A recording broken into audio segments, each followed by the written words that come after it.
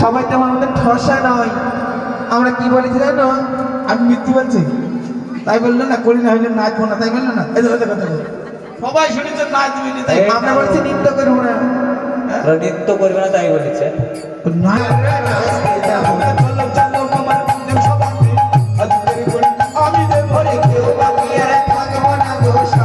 মিলে নাচতে যাবো,